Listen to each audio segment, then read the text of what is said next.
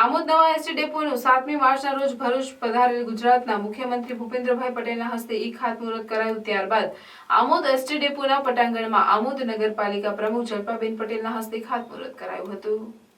આમોદ ખાતે જર્જરિત એસટી ડેપોના સ્થાને ગુજરાત સરકાર દ્વારા નવો એસટી ડેપો બનાવવા માટે ₹3.19 કરોડની ફાળવણી કરવામાં આવી। આ પ્રસંગે આમોદ નગરપાલિકા પ્રમુખ જલ્પાબેન પટેલ, ઉપપ્રમુખ જશુભાઈ રાઠોડ, કારોબારી ચેરમેન ગીતાબેન પટેલ, આરોગ્ય સમિતિના ચેરમેન રશ્મિકાબેન પરમાર, શાસક પક્ષના નેતા બાનુબેન ચૌહાણ સહિત પાલિકા સદસ્યો તેમજ આમોદ શહેર ભાજપના મહામંત્રી પ્રમોદભાઈ પટેલ, વેપારી આગેવાન મહેશભાઈ કાપડિયા, સુલતાનજી ખત્રી, પરેશ છત્રીવાલા તેમજ એસટી નિગમના અધિકારી તેમજ કર્મચારીઓ મોટી સંખ્યામાં ઉપસ્થિત રહ્યા હતા।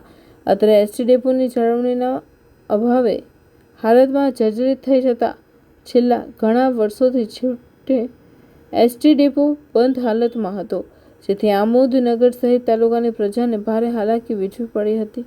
ત્યારે આમોદ નગરજનોએ તેમજ વેપારી આગેવાનોએ ધારાસભ્ય ડી.કે. સ્વામીને લેખિત તેમજ મૌખિક રજૂઆત કરી હતી, જેથી જંબુસર વિધાનસભાના ધારાસભ્ય ડી.કે. સ્વામીની રજૂઆતને ધ્યાનમાં રાખી ગુજરાત સરકાર દ્વારા જર્જરિત બનેલા એસટી ડેપોને જમીનદોસ્ત કરી ફરી નવો બનાવવા માટે ₹3.19 કરોડની માતબર રકમ ફાળવતા આમોદ નગર સહિત પંથકમાં મુસાફરો, વેપારીઓ, નોકરિયાતો તેમજ વિદ્યાર્થી વર્ગમાં આનંદ છવાઈ ગયો હતો।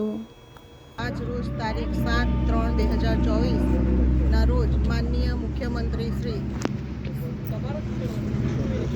ગુજરાત રાજ્ય ભૂપેન્દ્રભાઈ પટેલ સાહેબ કે જેઓ આજે આમોદ એસટી બસ સ્ટેન્ડનું ખાતમુહૂર્ત કર્યું અને એના ભાગરૂપે આમોદમાં એસટી ડેપો ₹3.19 કરોડ ખર્ચે મંજૂર થયો છે, જેનું ખાતમુહૂર્ત કરવાની તક આમોદ નગરપાલિકા પ્રમુખ તરીકે મને મળી છે।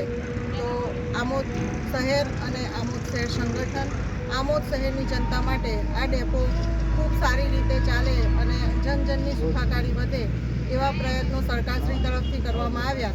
એ બદલ સરકારશ્રીનો પણ આ તબક્કે હું ખૂબ આભાર માનું છું।